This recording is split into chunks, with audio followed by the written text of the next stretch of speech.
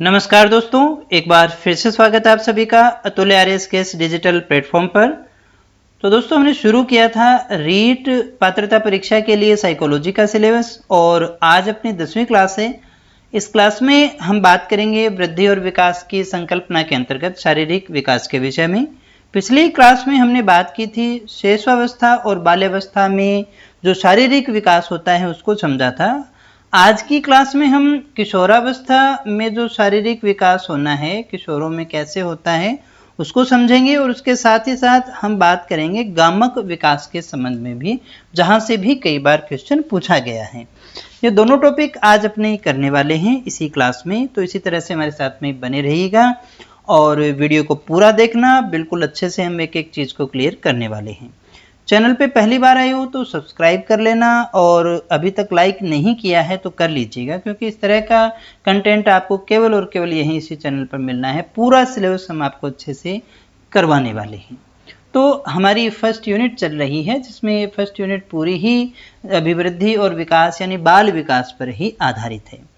चलिएगा, मेरे ख्याल से अभी तक आपने जो लाइक करना था वो कर दिया होगा, इतना मुझे विश्वास है कि जितने भी स्टूडेंट ने अभी क्लास शुरू की है, जो यहाँ तक पहुँच चुके हैं, उन सभी ने लाइक कर दिया है। तो उम्मीद है ये विश्वास मेरा कायम रहेगा। शुरू करते हैं आगे क्लास को और बात करते हैं हम किशोरावस्था में शारीरिक विकास के विषय में। अगर हम बात करें यहाँ पर भार के विषय में, तो भार जो है शैशवावस्था से बढ़ता ही है, आगे से आगे बढ़ता चला जाता है। उतार चढ़ाव होगा, कभी तेज बढ़ेगा कभी कम बढ़ेगा, लेकिन यहाँ जो हमारे लिए सबसे इम्पोर्टेंट है कि किशोर जो है, टीनेजर जो है, उसका भार किशोरी से अधिक होता है। कंप्लीट किशोरावस्था में बात करें तो किशोर का भार अधिक रहेगा किशोरियों से, या हम यूँ कहें लड़कों का भार लड़कियों से अधिक रहेगा। हालांकि एक आयु ऐसी है 15 वर्ष, 15 वर्ष की आयु के अंदर आपको लड़कियों का भार लड़कों से ज्यादा मिलेगा। वापस सुनिएगा इस बात को। पूरी किशोरावस्था की बात करें तो लड़कों का भार लड़कियों से ज्यादा होता है, लेकिन 15 वर्ष की आयु एक ऐसी आयु है जहां लड़कियों का भार लड़कों की अपेक्षा अधिक हो जाता है, लेकिन 15 वर्ष के बाद धीरे धीरे वापस से लड़कों का भार लड़कियों से ज्यादा होना शुरू हो जाता है। और मैं यहाँ ध्यान दीजिएगा, सामान्य लड़कों की बात कर रहा हूँ।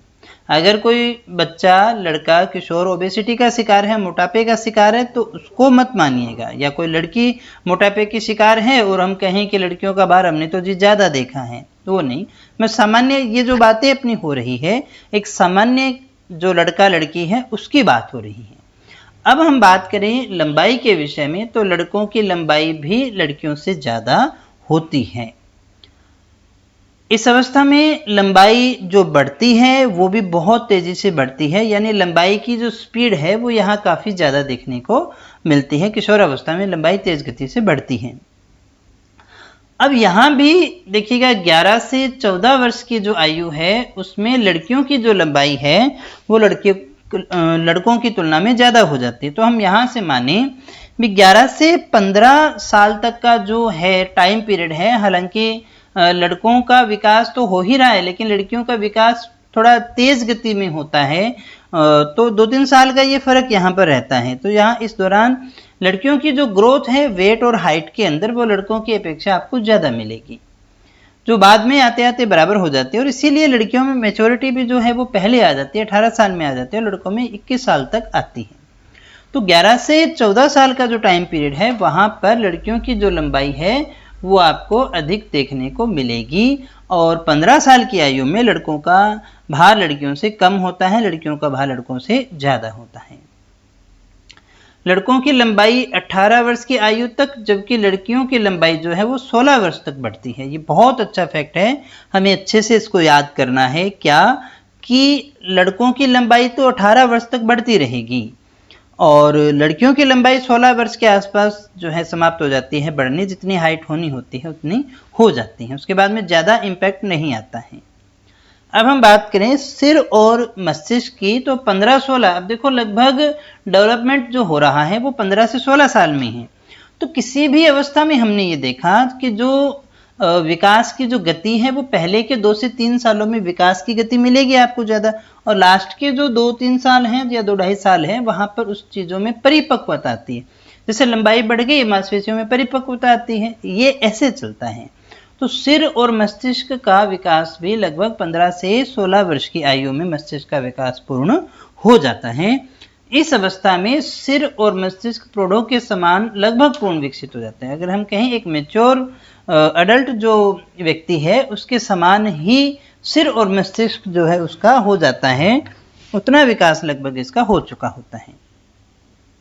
अगर हम बात करें मस्तिष्क के भार की, तो किशोरावस्था में मस्तिष्क का जो भार है वो कितना होता है, 1400 ग्राम होता है, किलोग्राम नहीं है दोस्तों, 1400 ग्राम है, 1 किलो 400 ग्राम का होता है।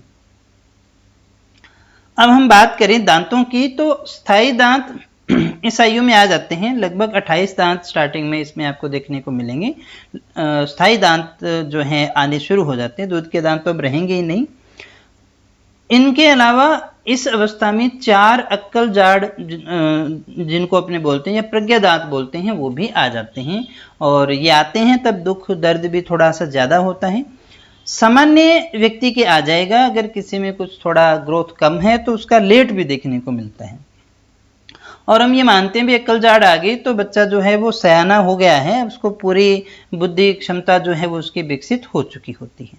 अब कईयों को तो 25-25, 30 साल तक नहीं आती है, उसका तो अपने क्या ही कर सकते हैं, बहुत लेट अक्ल जाड़ भी आती है, तो हम ये मान ले भी अक्ल ही लेट आई है तो क्या ही करेंगे अपने। लेकिन दांत तो जो है वो 28 आ गए, और 4 जो अक्ल दाढ़ हैं वो भी इसी अवस्था में आ जाते हैं। लड़कियों में ये जो दांत है वो प्रज्ञा दांत या अक्ल जाड़ जो है वो पहले आती है। कुल दांतों की संख्या इस समय कितनी हो जाएगी, 32 हो जाती है। कहते हैं ना 32 ही तोड़ दूंगा, तो मुख में दांतों की संख्या भी कितनी होती है, 32 होती है, 32 मानते हैं अपने। हड्डियों की संख्या बात करें तो इस काल के अंदर आते आते किशोरों की जो या लड़कियों सभी की जो अस्थिकरण की प्रक्रिया है वो पूर्ण हो जाती है, यानी अस्थियों का जो निर्माण उनका होना है वो पूर्ण इस समय हो जाता है, कंप्लीट हो जाता है। इस अवस्था के बाद हड्डियों की संख्या कितनी मिलेगी, 206। वयस्क मनुष्य में हड्डियों की संख्या कितनी मिलती है, वो 206 हो जाती है इसके बाद में।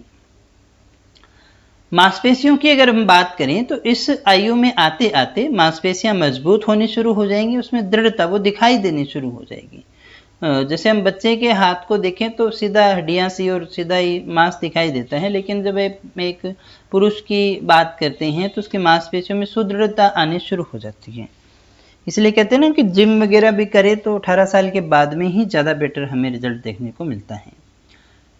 अब हम बात करें हृदय की, तो लड़कों में जो हृदय है उसकी धड़कन 72 होती है, लड़कियों की कम होती है, 66 से 70 होती है।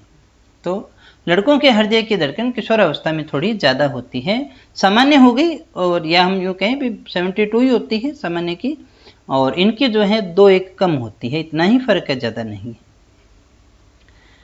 शारीरिक परिवर्तन इस समय लगभग हो जाता है, जितना जो शरीर बनना है वो बन जाता है।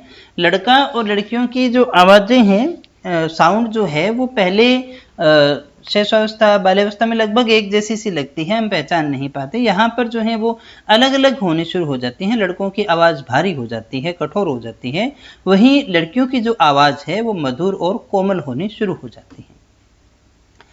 थायराइड ग्रंथि के कारण हम मानते हैं कि ऐसा होता है। इसके अलावा जो लड़का है लड़की है वो पूर्ण उनके प्रजनन अंगों का जो है विकास हमें यहाँ देखने को मिलता है। प्रजनन अंगों का पूर्ण विकास हो जाता है, जननेंद्रियाँ उनकी पूर्ण हो जाती हैं। जो लड़कियाँ हैं उनके अंदर मासिक धर्म स्टार्ट हो जाता है, और लड़कों के भी पूरे अंगों का विकास हो जाता है। तो ये जो अवस्था है, यानी हम कहें कि एक शारीरिक तौर से जो है बच्चा जो है वो पूर्ण रूप से एक व्यक्ति बन जाता है, एक बालक से एक किशोर बन जाता है, और किशोर के बाद में वो पूरा एक वयस्क रूप ले लेता है इस अवस्था के बाद में। तो सभी चीज़ें यहाँ पर आकर के शारीरिक तौर पर उसकी पूर्ण हो जाती हैं। तो ये थी किशोर अवस्था में होने वाला शारीरिक विकास। काफ़ी चीज़ों को हमने यहाँ समझा, और इतना ही है किशोर अवस्था में शारीरिक विकास के अंदर हमें इतना ही पढ़ना था।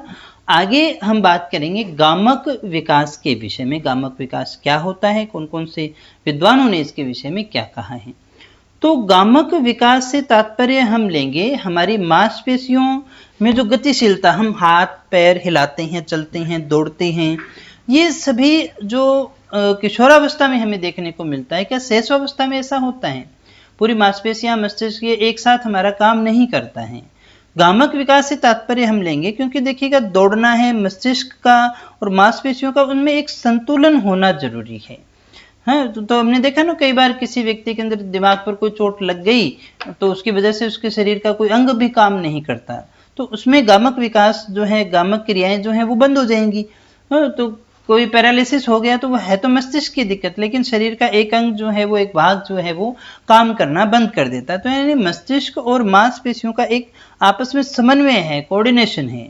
उस कोऑर्डिनेशन से गत्यात्मक जो क्रियाशीलता होती है उसी से हम क्या लेते हैं, गामक विकास से अभिप्राय लेते हैं। गामक विकास का जो तात्पर्य है बालकों के अंदर उनके मांसपेशियों और उनका नर्व सिस्टम, तंत्रिकाएं जो हैं उनके द्वारा समन्वित कार्य के द्वारा शारीरिक क्रियाओं पर पूर्ण नियंत्रण प्राप्त करने से होता है। हम देखें भी हमारी बॉडी पर जैसे हमारा पूर्ण नियंत्रण है, हम हाथ उठाएं, जितना जहां से दिमाग कहता भी हमें यहां तक उठाना है तो हम वहीं तक उठाएंगे, हैं। लेकिन अगर मांसपेशियों और दिमाग में ये जो कोऑर्डिनेशन नहीं होगा, आप तो चाहेंगे कि मैं 90 डिग्री तक मेरे हाथ को उठा दूं, लेकिन आप उसे उठा नहीं पाएंगे। क्यों? क्योंकि मन और दिमाग और वो जो मस्तिष्क है और मांसपेशियां, उनमें कोऑर्डिनेशन नहीं है, वो तंत्रिका तंत्र आपका सही ढंग से काम नहीं कर रहा है, तो शारीरिक तौर पर आपका पूर्ण नियंत्रण नहीं रहता। तो यहाँ हम ये समझें कि बालक के अंदर गामक विकास से तात्पर्य उसकी मांसपेशियों और तंत्रिका तंत्र का भी ऐसा अच्छा विकास हो जाता है, दोनों समन्वित रूप से वो कार्य करना शुरू कर लेते हैं और एक बॉडी के ऊपर जो है पूरा कंट्रोल उसका आ जाता है, पूर्ण नियंत्रण वो प्राप्त कर लेने वाला होता है। जन्म लेने के बाद बच्चा जो है वो हाथ पैर हिलाने, डुलाने, फैलने, सिकोड़ने जैसे ही काम कर सकता है, इतना ही कर सकता है। लेकिन क्या उसका सारा शरीर काम करता है क्या? अगर वो चलता है तो घुटने उसके पैर जो हैं पीछे घिसते रहते हैं, वो चल नहीं पाता है ढंग से और अपनी करवट भी नहीं ले पाता है, तो काफ़ी दिक्कतें रहती हैं। लेकिन धीरे धीरे गर्दन, आंखों की पुतलियां, धड़ और अन्य अंगों को चलाना सीख जाता है। यही हमारे गामक विकास के अंतर्गत आता है। यही अंगों का जो संचालन की क्रिया है और उसमें होने वाला जो प्रगतिशील और अपेक्षित, जैसा हम करना चाहते हैं, जैसे अभी हैं वैसा बनना चाहते हैं, वही परिवर्तन जो है अपेक्षित यानी जैसा हम चाहते हैं, वही परिवर्तन हमारा गामक विकास के नाम से जाना जाता है। हरलोग साहब क्या कहते हैं इसको समझ लेते हैं अपने। मांसपेशियों की उन गामक विकास से तात्पर्य है मांसपेशियों की उन गतिविधियों का नियंत्रण जो जन्म के समय, जन्म के पश्चात निरर्थक और अनिश्चित होती हैं। हमारे जो शरीर की मांसपेशियां उस समय हमारे लिए कोई काम नहीं कर रही है, लेकिन गामक विकास के द्वारा क्या होता है, वही जो गतिविधियां हैं उन पर हमारा नियंत्रण होना शुरू हो जाता है।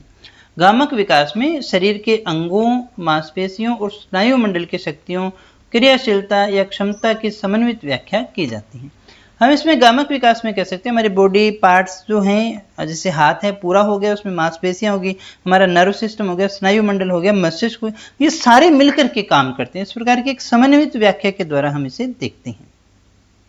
क्रो एंड क्रो साहब कहते हैं स्नायु मंडल और मांसपेशियों की क्रियाओं के समीकरण के द्वारा जो शारीरिक क्रियाकलाप संभव हो पाता है उन्हें गामक क्रियाएं कहते हैं। गामक क्रियाएं सिंपल सा आप मीनिंग समझिएगा, हमारी बॉडी के जो मूवमेंट्स हैं जो हम मस्तिष्क के अनुसार कर पा रहे हैं। अदरवाइज देखो कभी कोई शराबी व्यक्ति है, उसका माइंड सही का वो नर्व सिस्टम काम नहीं करेगा। जब उसने अत्यधिक जो है अल्कोहल का सेवन कर लिया है, अब वो उठना तो चाहेगा लेकिन उसका शरीर उसका साथ नहीं दे रहा है, तो वो एक असंतुलन वहां हमें दिखाई देता है। लेकिन एक सामान्य मनुष्य में नहीं होता, उसका स्नायु मंडल जो है, मांसपेशियों की क्रियाएं, उन सभी के अंदर एक उचित समन्वय पाया जाता है, वही गामक क्रियाएं हैं। तो एक अल्कोहलिक जो पर्सन होगा वो अल्कोहल का सेवन करने के बाद में जो है वो गामक क्रियाएं उसके सही ढंग से नहीं चलेगी, वो जाएगा किधर ही और उसको जाना किधर ही हो जाएगा।